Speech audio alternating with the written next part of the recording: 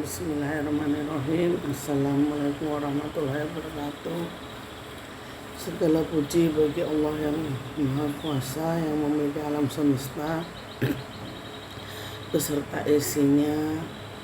Dan alhamdulillah, syukur alhamdulillah selalu saya panjatkan pada Allah, karena sampai detik ini saya masih diberikan kesempatan oleh Allah Subhanahu wa Ta'ala untuk berbagi pengalaman, berbagi kisah kehidupan nyata saya yang saya alami, yang berhubungan dengan hal-hal mistis. Kenapa saya ingin membagikan cerita ini? Karena banyak hal yang bisa kita pelajari, banyak hal yang bisa kita manfaatkan untuk kebaikan bersama.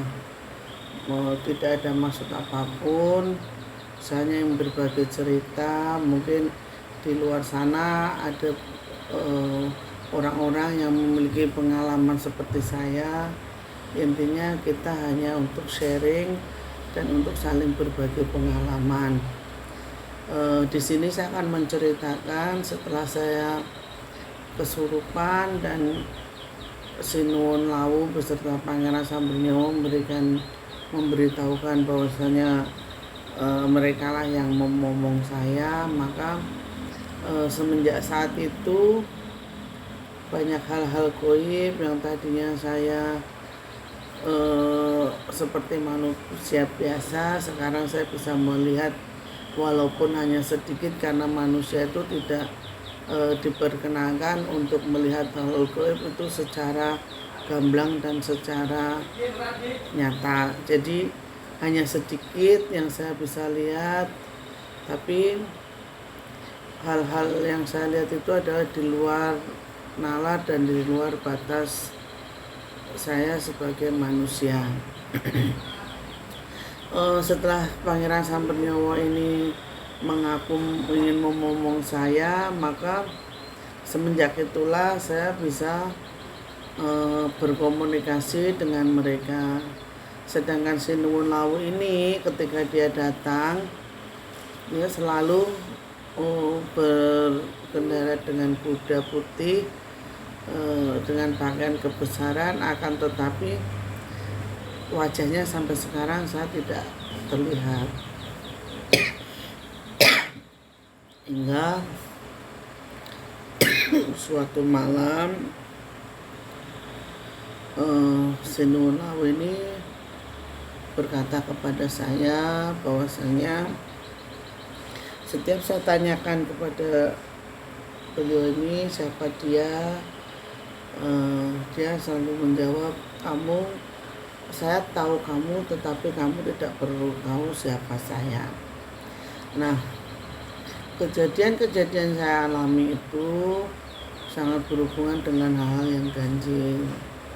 Hingga suatu ketika saya bertemu dengan dua orang, kakek sama nenek. Nah, waktu itu di kampung saya ada orang hajatan mantu. Sedangkan di kampung saya itu kalau misalnya ada orang hajatan, kita sebagai pemuda dan pemudi itu diminta bantu tenaga, atau orang kampung bilang itu sinoman. Nah, ketika saya sinoman itu pulang itu sehabis makan malam. Kalau tempat saya itu perjamuan makan malam itu sekitar jam 10 sampai jam 11 malam itu baru perjamuan makan. Jadi setelah perjamuan makan selesai,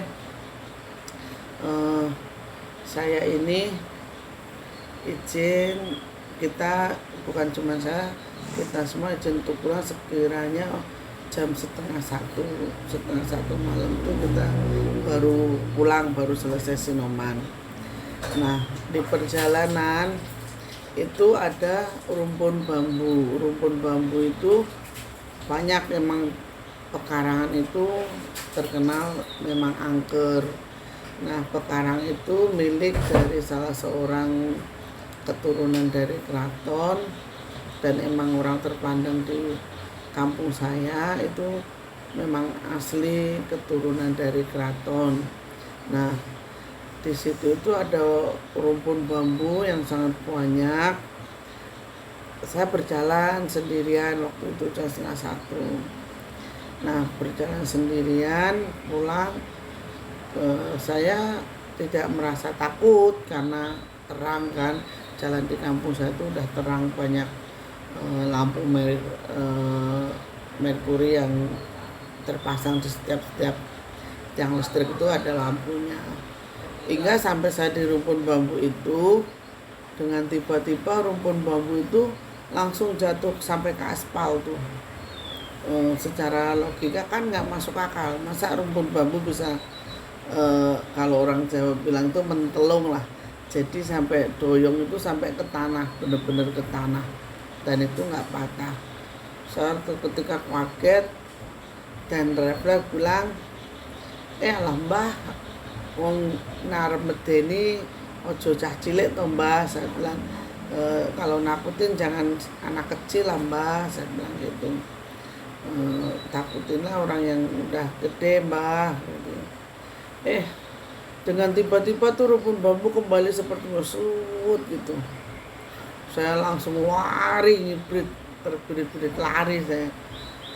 Karena nggak mungkin lah bambu yang namanya bambu itu sampai doyong sampai ke tanah, ke aspal itu kan nggak mungkin, kecuali kalau patah ya.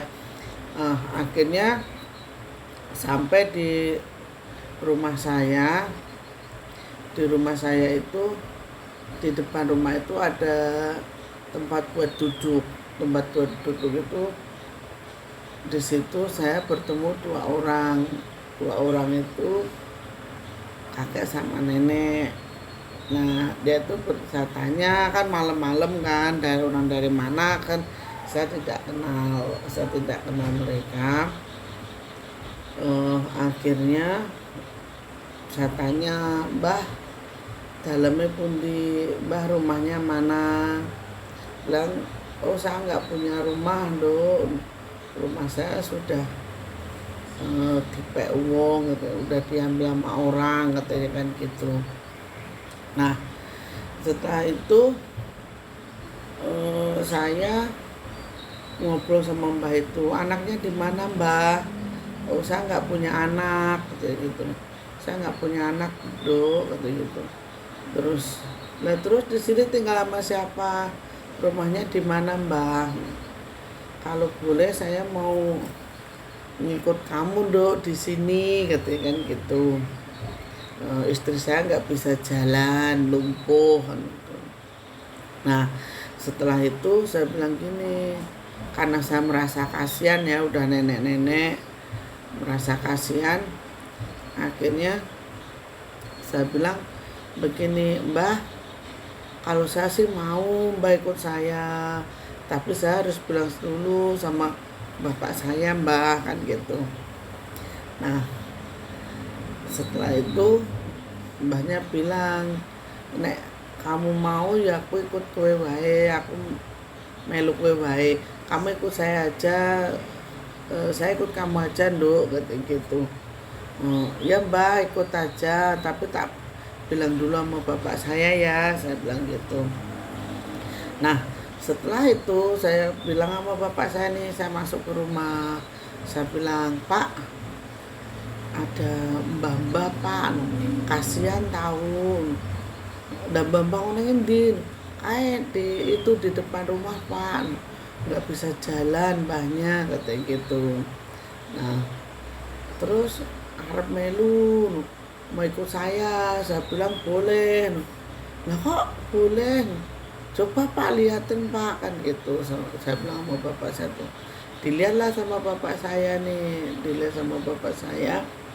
Nah, akhirnya setelah dilihat udah nggak ada mbah yang dua itu, yang nenek-nenek ini udah nggak ada, nenek-nenek sama kakek-kakek itu nggak ada. Terus bapak saya bilang, ngawur, kowe iki ora anak sapa-sapa, nggak ada siapa-siapa, ngawur kamu tuh katanya gitu. Nah, saya bilang ada Pak, tadi ada mbah-mbah, saya bilang gitu kan. Bapak saya nggak percaya nih. Nah, setelah selang beberapa hari udah nggak ada apa-apa. Setelah beberapa hari ini bapak saya ini ngimpi didatengin oleh 2 orang. Wujudnya itu genderuwo. Genderuwo itu suara burung. Genderuwo itu bilang namanya Suro sama Paing, danyangnya kampung saya, mau ikut saya katanya gitu. Sama bapak saya, wis ono sing nunggu kata Sri itu udah ada yang ngomong, nggak usah kata, kamu kalau mau cari tempat lain aja, jangan di sini gitu. Tapi Mbah Suro bapak yang genderuwo ini ngomong, tidak, pokoknya aku harus melu anakmu katanya gitu, ikut anak kamu. Bapak saya waktu itu udah cuman ngimpi, kaget kan. Pagi harinya nanya ke saya, Sri sini, apa pak? Tak kasih tahu tuh semalam itu genderuwo yang Mbak itu mau ikut kamu katanya gitu. Nah setelah itu, masa pak iya katanya gitu. Kamu coba tanya sama yang Samber Nyowo sama yang Lawu katanya gitu, kata bapak saya tuh. Boleh enggak? Kalau enggak boleh suruh ter kan gitu. Nah suatu malam saya ini komunikasi sama yang Samber Nyowo ini, ya saya panggil dateng nih yang Samber Nyowo nih. Kalau yang Samber Nyowo ini dateng tuh selalu menampakkan wajahnya, jadi ganteng, badannya tinggi, yang nggak tinggi banget, besar, terus pakaiannya pakaian kayak pengantin laki-laki yang basahan itu, yang pakaian keraton lah. Nah udah gitu Mas Samber Nyowo ini bilang begini, iya kuwi danyange kene kan gitu. Pedanyangane kene Suro Paing, wujude genderuwo kan gitu. Gandeng sira wis nyanggupi, wis gelem deloni ya ora iso dikon lunga katanya gitu. Nah setelah itu karena saya sudah menyanggupi dan sudah berkata iya karena boleh diikuti, maka Mas Samber Nyowo itu bilang udah biarkan dia di sini katanya gitu. Nah sama Mbah Samber Nyowo ini, yang Mbah Suro bapak yang genderuwo ini tadi kan, di depan rumah saya kan ada pohon rambutan dan rambutan itu sumpah demi Allah buahnya nggak pernah berhenti, nggak pernah, maksudnya tuh nggak pernah, walaupun nggak musim juga berbuah kan gitu. Nah Mbah Suro bapak ini ditempatkan di pohon rambutan itu, suruh tinggal di pohon rambutan. Nah semenjak kematian bapak saya, almarhum bapak saya itu, Mbah Suro Bapaing ini kan saya bisa berkomunikasi dengan Mbah Suro Bapaing. Sedangkan saya setelah diikuti Sinu Lawu sama yang Samber Nyowo ini, ya bisa dibilang saya jadi paranormal lah. Saya di kemana-mana, keluar kota, ke Kalimantan, ke Sulawesi, sampai ke Lampung, ke Aceh saya itu. Maka ibu saya ini kan otomatis sendirian. Nah sendirian kan, saya bilang sama Mbah Suro Bapaing ini, tolong jaga ibu saya selama saya pergi kan gitu. Nah kadang ibu saya ini bercerita, almarhumah ibu saya ini bercerita, kalau dia itu, ibu saya ini lagi capek atau lagi masuk angin kayak gitu tuh, kadang dipijitin tuh orang dengan tangannya tuh besar-besar, ya mungkin genderuwo ini Mbah Suro Bapaing ini. Kadang-kadang ada tetangga saya itu yang lihat saya tuh lagi nyapu, padahal itu kan bukan saya, orang saya nggak jarang di rumah. Saya waktu itu tuh di rumah itu kadang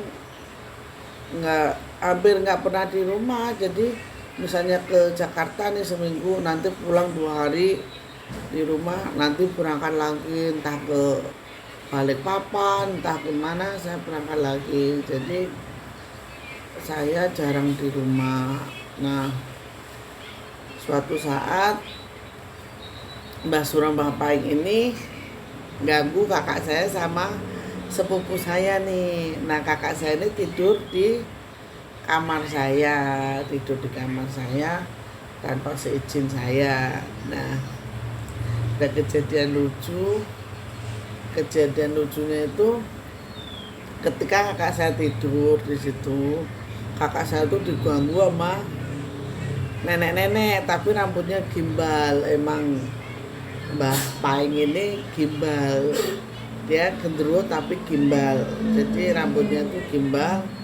Nah, dia tuh bilang gini ke kakak saya ini, kan kakak saya semenjak menikah dia pisah rumah kan, ikut suami di rumah sendiri, udah punya rumah sendiri, jadi jarang ke rumah saya walaupun dekat. Akhirnya sama mbah ini, Mbah Paing ini diganggu, katanya kamu tuh tidur di kamar bendoro saya, kamu harus ngupain saya, sisirin rambut saya, katanya gitu. Kamu nggak boleh tidur di sini kalau bendoroku nggak ada, katanya. Bendoro tuh majikan lah, katanya gitu.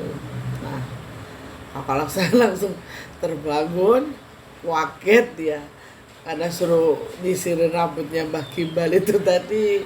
Akhirnya kakak saya telepon sama saya nih, Sri, ngomongmu kamarmu napa Sin? Lah ngapa toh, kan ada apa toh? Masa saya tidur di samperin Mbak Gimbal, ditarik saya keluar, katanya nggak boleh tidur di situ, katanya kan gitu. Akhirnya saya bilang, oh itu mah Mbah Paing, gendruwo itu yang penting kan nggak ganggu. Enggak sih, cuma ditarik. Nah, semenjak saat itu kakak saya tuh udah nggak berani lagi tidur di kamar saya. Nah, terus ada lagi kejadian yang lucu tuh, sepupu saya nih perempuan tuh, dia lagi marah sama orang tuanya ya kan, tidur di kamar saya tuh, kamar saya. Padahal saya kan emang tidak bisa tidur di ranjang, kan saya nggak bisa. Kamar saya itu hanya ada spring bed satu, tidurnya di bawah. Nah, tidur di situ. Lah katanya dia tuh kayak kalau orang Jawa bilang tuh kayak diayun itu, di rock. Dia tuh sampai ibaratnya sampai kejang tuh badannya, kejang. Katanya itu diontang-antingnya sama itu, dia wujudnya emang kakek-kakek tapi dia diontang-antingnya gitu, sama rambutnya juga gimbal. Terus setelah itu dia keluar dari kamar terengah-engah kan, ditanya apa bisa, lah kamu tuh kenapa? Aduh, Mbok, kan kalau manggil ibu saya, semua orang kampung pun manggil ibu saya itu Mbok. Mbok, malah aku diontang-antingnya Mbah, kata gitu. Dan pun ibu saya, Sri, kasihan tuh sepupumu tuh tidur di sini, diontang-antingnya sama Mbah. Tanya, oh Mbah siapa itu, kan gitu. Saya tanya, ternyata yaitu Mbah Suro. Emang sampai sekarang kamar saya itu nggak ada yang berani tidur di kamar saya, kecuali saya, itu nggak ada yang berani. Kadang saat pun kalau tidur di kamar itu suka kayak ada yang merhatiin gitu, cuman ya udahlah, biarin, mereka emang ada. Terus pedang yang diberikan Sunuwun Lawu itu sampai sekarang masih ada di kamar saya ini, Nah, alhamdulillahnya Mbah Suro Mbah Paing ini kan pedanyangnya kampung saya, selama ini nggak pernah mengganggu dan nggak pernah mengusik saya ataupun keluarga saya. Jadi itu sifatnya menjaga. Kalau ada orang-orang yang berniat baik, Mbah Suro Mbah Paing ini selalu kadang itu menyerupai saya, kadang rumah saya itu sampai sekarang 2008 ibu saya almarhum 2018 ibu saya almarhum sampai sekarang rumah saya itu kosong, nggak ada yang menempatin. Cuman terkadang itu tetangga saya tuh ngelihat saya lagi nyapu, padahal itu bukan saya. Pernah suatu saat itu dikontrakin selama sebulan, yang ngontrak itu orang Surabaya, nggak tahan, katanya gini, Bu, maaf ya, bukannya saya senang sebenarnya di rumahnya ibu itu, senang ada yang jagain baik, cuman kalau itu emang anak proyek ya, yang nempatin tuh anak proyek, ada 10 orang waktu itu. Ada yang satu yang emang rumah satu, kalau orangnya nggak baik akan tersingkir dengan sendirinya dari, ya karena ada Mbak Suro Bapak yang ini, dia akan tersingkir. Ada anak proyek nggak baik, jadinya sering diganggu teman-temannya, yang bosnya ini, yang manajernya ini diganggu, akhirnya nggak betah. Dan kebetulan 3 bulan dia ngontrak, dia pulang. Nah ini yang nggak masuk akal lagi, dia itu tasnya sama laptop segala macam itu kan kunci pintu udah dikunci, kuncinya udah serahin ke kakak saya pulang kan. Nah tas sama laptop sama itu tertinggal di luar, yang saya bilang tempat duduk tadi itu. Dia udah perjalanan hampir ke Sragen Kota, baru inget laptop sama tas tadi belum kebawa, balik lagi ke rumah saya itu, balik lagi. Logikanya kalau itu nggak ada apa-apanya, udah pasti hilang ya laptop sama tas, orang ditaruh di luar di tempat duduk orang, kelihatan orang depan sama masjid, pasti ada orang jahat yang bakalan ngambil ya kan. Tapi itu udah perjalanan sekitar 4 kilo, dia baru ingat balik lagi ke rumah saya. Alhamdulillah itu tas masih ada, tas sama laptopnya masih ada. Nah masnya itu telepon sama saya, Bu, alhamdulillah bener-bener luar biasa rumahnya Bu Sri ini. Kalau di luar nalar udah pasti hilang, Bu, barang-barang saya, orang ada duit, ada laptop, di luar apa sepi. Tapi alhamdulillah nggak ada yang hilang, Bu. Udah hampir setengah jam lebih. Mungkin ini yang nunggu rumahnya Ibu. Nanti suatu saat kalau saya ada proyek di sini lagi, saya boleh ya tinggal di rumahnya Ibu, katanya gitu. Telepon saya sudah bilang, oh ya Mas ya, nggak apa-apa, dia bilang gitu. Nah pada intinya kenapa saya bercerita soal ini, pada intinya gini, semua makhluk yang diciptakan Allah itu memiliki wujud dan kemampuan masing-masing. Jadi selama kita tidak mengganggu, selama kita tidak mengusik mereka, insya Allah mereka juga tidak akan mengusik kita. Karena hal gaib itu selalu ada dan selalu berdampingan. Percaya atau tidak percaya hal itu ada, maka dari itu marilah kita saling menjaga. Jadi yang Mbak Suro Bapak itu sampai sekarang tuh berada di rumah saya. Jadi tetangga-tetangga saya tuh tahu bahwa saya perdanyangannya ada di rumah saya. Makanya kalau ada apa-apa itu tetangga-tetangga saya tuh pada minta tolong kepada saya. Di sini bukan saya bermaksud untuk sombong bahwasanya bisa berkomunikasi dengan gendruwo dan apa, tidak. Tapi di sini saya ingin menceritakan bahwasanya marilah kita sama-sama saling menjaga, jangan melampaui batas-batas yang sudah diberikan oleh Allah. Yang gaib biarlah tetap yang gaib, yang nyata tetap kita yang nyata. Kalau misalnya kita dipertemukan itu sebuah kebetulan dan hanya kekuasaan Allah yang mengizinkan, manusia tidak bisa berbuat apa-apa, dan manusia hanya mampu untuk menjalankan apa yang Allah sarankan. Pada intinya selalu berbuat baiklah kepada siapa saja, mau dia gendruwo apapun, sejelek apapun wujudnya, selama dia baik kepada kita, kita wajib berbuat baik kepada dia. Sekian, wassalamualaikum warahmatullahi wabarakatuh.